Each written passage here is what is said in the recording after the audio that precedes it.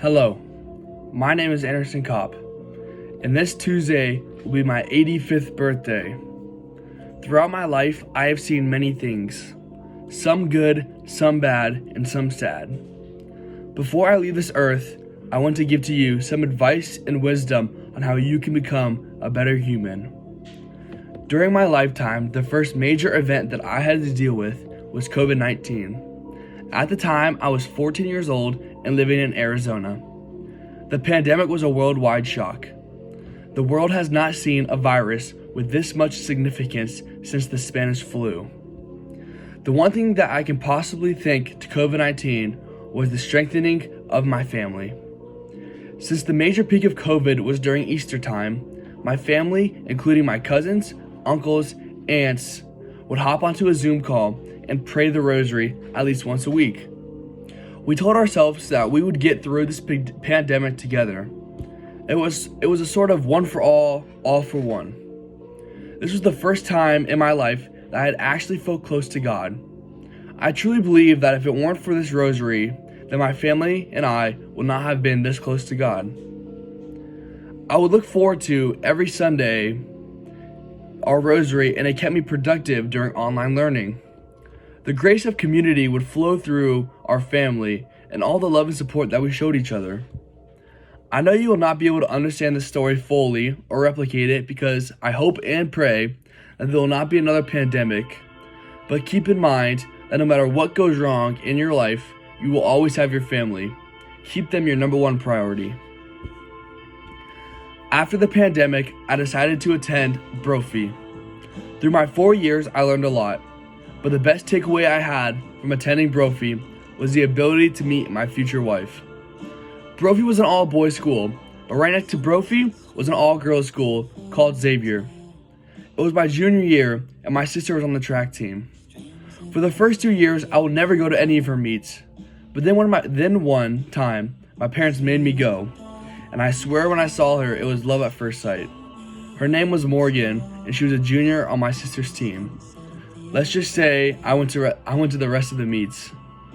Over time, I was able to get to know Morgan more. Then on the last day of junior year, I asked her out, and to my surprise, she said yes. We decided to go to the same college together and stay together throughout college.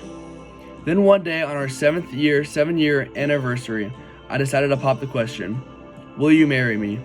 She responded with the biggest grin on her face, yes.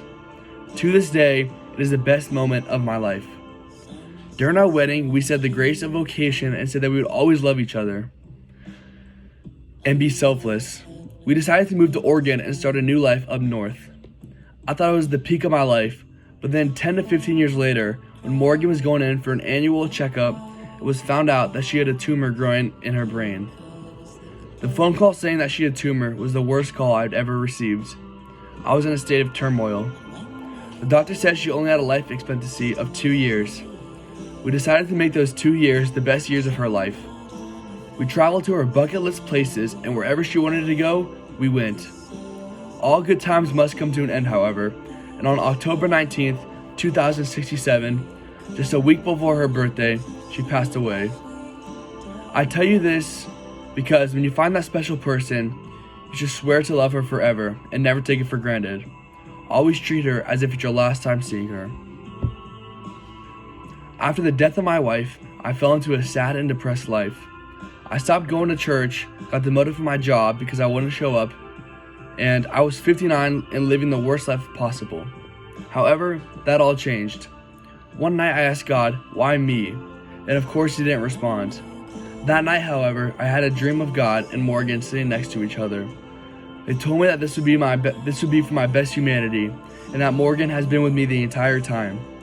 God had told me that he was listening to me the whole time. When I heard this, I woke up and immediately knew that I needed to change my ways. For God and Morgan. I decided to quit my job and swore to myself that I would help people. I finally converted my negative life to a positive one with the help of God and Morgan. I started working part-time at a food bank in order to help the homeless, and to my surprise, I loved it. I realized that happiness does not come from money. Instead, for me, it came in the form of service. After working at the food bank for a little over 5 years, I decided at the age of 65 to go on an immersion trip in order to help people of Guatemala who had just finished a major war. Instead of just staying there for a couple months, I decided to stay there for years in order to help people. These were some of the best years I'd experienced in a long time. I'd finally felt as if I made my mark on the world and became a better person. I finally went home after 5 years of service, and for the next 15 years I went back to the food bank. And actually today was my last day.